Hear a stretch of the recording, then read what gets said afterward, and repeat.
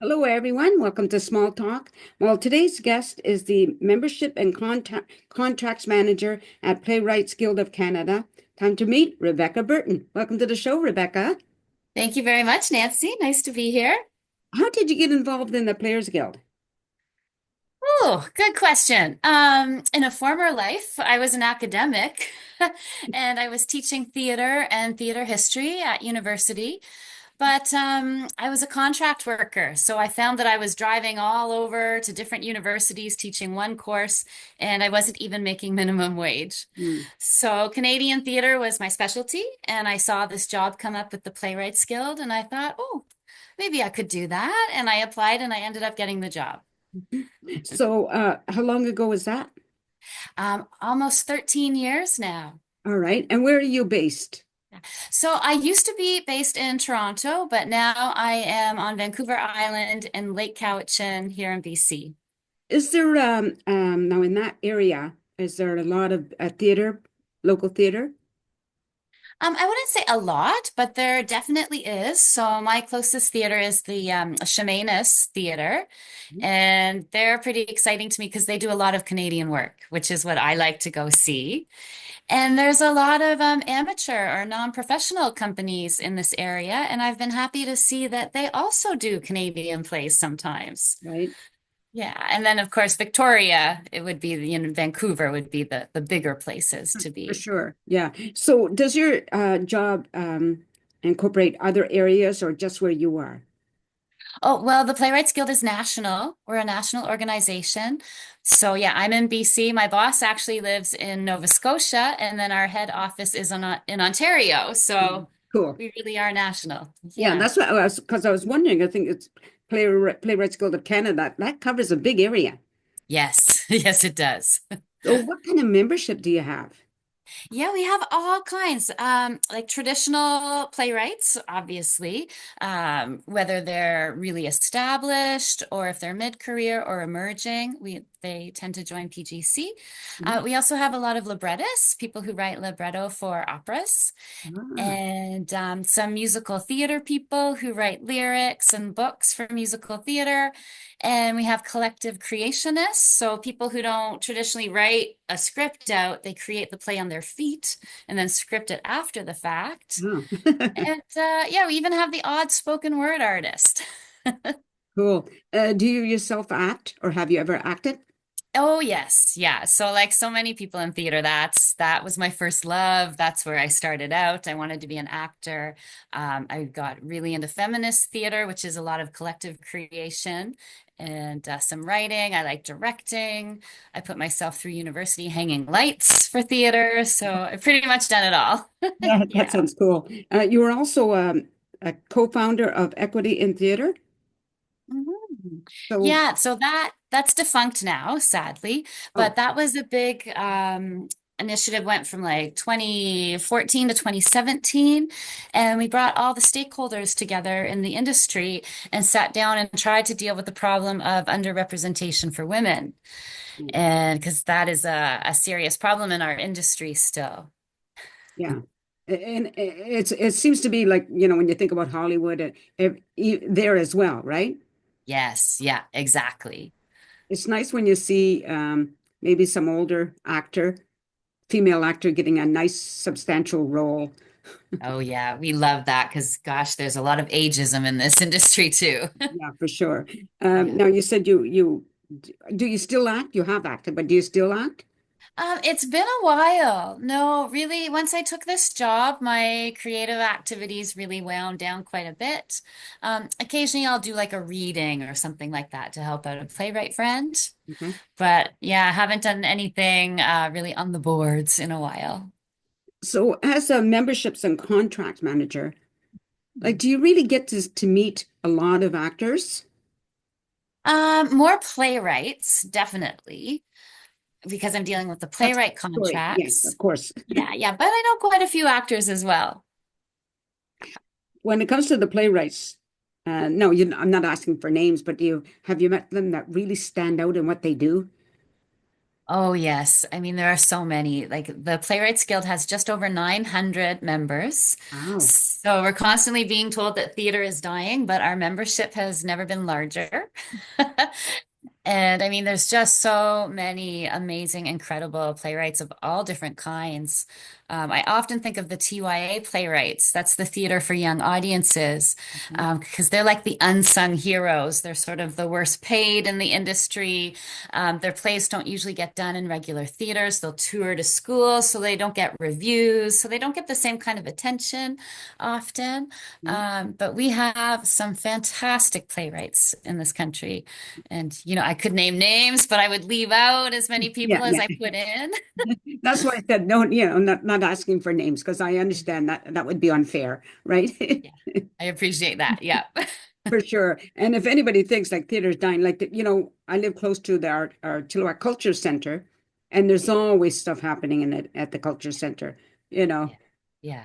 always lots of plays going on. So and it's a great thing for whether you're a playwright or want to act to get involved in, right? Yeah. Yeah. Very much. I love it. It's so much fun. I think too, if you can get younger people, um, which is a good, healthy pastime. Yeah, absolutely. And, there's no shortage of students at the university level as well. They continue to apply. Sometimes they lie to their parents because their parents want them to become doctors or engineers or Yeah, lawyers, but they have the theater bug and they do that instead. right. Now you said you at one time you taught theater. Mhm. Do you miss the teaching? Yes and no. I miss the students. I really enjoyed that part of the teaching, engaging with students and, learning because I would learn as much from them as they would from me. But there were parts I did not like, such as the marking. The marking was just endless and so time consuming. And yeah, by the time you've read, your 10th undergrad essay on waiting for Godot, yes, it gets challenging. Yeah. Right. Do you ever hear from any of those students? Yes, sometimes. It's pretty exciting. Some of them have become playwrights, some of them actors, some directors. Some of them have made their way to Stratford. Some of them are like really experimental, independent theater. And that's really lovely to see, former students doing well. Yeah, for sure. No, I know Yeah. there's a lot of amateur unpaid theater. Um, Yes. uh, is there as much where you get paid, whether you're a playwright or an actor? Yes, though it is very difficult. It's a very, very difficult field to break into. But there must be about, I don't know, ballpark figure between 200 and 300 theaters in Canada, Mhm. professional. Um, I'm not sure, but the amateur numbers, I would guess that they're probably similar. Right. So yeah, there are a lot of opportunities, but a lot of the Canadian theaters are still doing American work and British work and things like that. So that also makes it difficult for Canadians to get a slot. So sometimes the theater will have 4, 6 shows and they'll have one Canadian slot each year. Right. That's pretty sad when you Yeah, think about it, yeah. right? And there are other theaters who do a lot of Canadian work as well, but Right. it can be tricky. Yeah, I imagine so. Yeah, I was in a play one time. It was written by somebody from India, a woman from India. It's kind of Mm. interesting. That's very cool. Yeah. Yeah. Well, my part, I can't even say what I was saying on stage all the time. My part was just dropping the F-bomb almost constantly, which was kind of fun. I didn't mind. That sounds very fun. It was fun, yeah. That's another thing now. Now you see a lot of playwrights. Do you ever think that some of the stuff is maybe not appropriate at all? Well, so I've certainly seen all kinds for sure. I mean, just, silly, ridiculous plays to highly political plays. We like to say that anything goes in theater, though, that it's a platform and a medium where you can really engage with ideas and think for yourself. Film, you're very directed about what you get to look at and see. In theater, you're on your own. Like, of course, the director is trying to focus you, but you can look at whatever you want and you can think whatever you want. So I feel like there's a lot more freedom there, Right. which invites a lot of different kinds of commentary and subject matter. Yeah, and people can always leave, they walk out of the audience if they don't like what they're hearing, right? Absolutely. I mean, I guess the fringe festivals would be the best example for that because Mm. it's by lottery. So there's no quality control. You get picked or you don't. So the fringe festivals can be very uneven. There can be some really amazing stuff, and then there can be some slightly painful stuff sometimes. But you have to have those too. You have to fail to learn and get better. Yeah, for sure. Yeah. Yeah. So, okay, let's just say I'm a playwright, okay? Hmm. And I want to join the guild. How would I go about that? Yeah, well, the easiest way, I mean, you could send me an email, but of course, everything's online now. So you could go to our website, which is www.playwrightsguild.ca. And there is a membership page, and you just fill out the membership application form and pay the dues. And we have two levels. So there's a supporting membership level, which anybody can do. So anyone can, and that's for emerging playwrights and theater companies and people who want to support.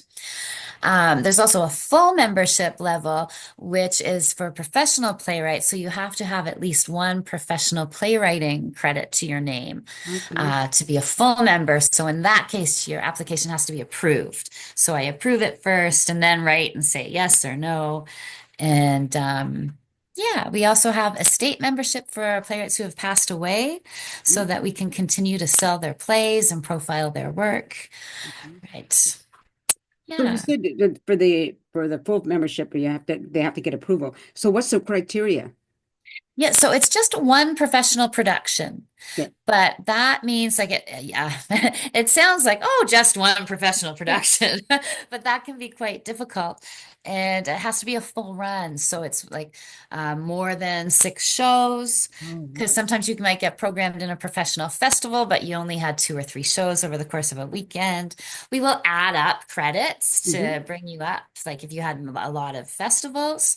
And we count French festivals as professional for the purposes of membership criteria because it is so difficult to get your work produced. A lot of playwrights will self-produce. So you do it in the Fringe Festival or you rent a theater. And if you've rented a theater and you've paid like equity actors, then that's professional and that counts as a credit for you to join. Ah, Yeah. very good. Okay. So, and how many people do you think you have as professional playwrights? That's a good question. I would say, and I should know this off the top of my head, but it's probably just under 500. So we have slightly more supporting and student members than we do full. But that's But still a yeah. good membership, right? Oh, yes. Yeah. Yeah. Very good. Yeah. Okay. So now what do they get for that membership? Yeah. So a few things. So with the full membership, we have a profile presence on the website. We're actually just in the process of redoing it. So they've been down and they're about to be rebooted. So then it has a picture and a bio, so you can learn about the playwright. And then we also have an online bookstore called the Canadian Play Outlet or the CPO. So people can register their plays through the bookstore, and then we list those on their profile, and they're offered for sale, people to buy the script and read it. And they're also offered for performance rights. So if someone wants to perform the show. And then one of the things that we do is we will facilitate amateur rights Mhm. for our members if they so choose for a 10% fee. But that means we do all the contracting, all the legwork, all the emails, we collect the royalties and then send those out. So a lot of our members take advantage of that. Yeah. We also, yeah, there's more. Right. We also have something called the Play Connect program, which is really popular with our members. And that is a pot of money we get from the Canada Council, actually. And it's a play reading fund. And then host organizations can come to us and say, we would like to have a playwright do a reading. And they pay a very small admin fee of $50. Mhm. And then the playwright, they can do a half reading or a full reading. So it can be a short event or a long event. And then the playwright will show up and they can read like from one play or they can do different excerpts from different plays. And then they have a question and answer at the end. And we pay the playwright through the Canada Council Fund for them to do the reading. Mhm. So it works out very well. They get paid a little money, Wow. and then the organization gets some programs, some very affordable programming. And, sometimes they make it thematic. So it could be the Autism Society, and we would find a playwright who's got plays about autism, Okay. that kind of thing. Right. We also, contracts are a big part of it for the professional playwrights. We go into collective bargaining every 3 years with PACT, which is the Professional Association of Canadian Theatres. Okay. So between those two parties, PGC and PACT, we set all the industry standards and work out all the labor agreement stuff. And so sometimes there's perks like playwrights will get an RSP now as part of their production contracts. Because of course, artists don't have pensions, they don't have health benefits, none of that stuff. So yeah, those are a few of the benefits that come with membership with Playwrights Guild. And as the contracts manager, another big part of my job is for people who are getting professional contracts. Often they don't have agents, they've never seen a contract before, they don't know if they're getting a good deal. So Right. that's a really important part of my job.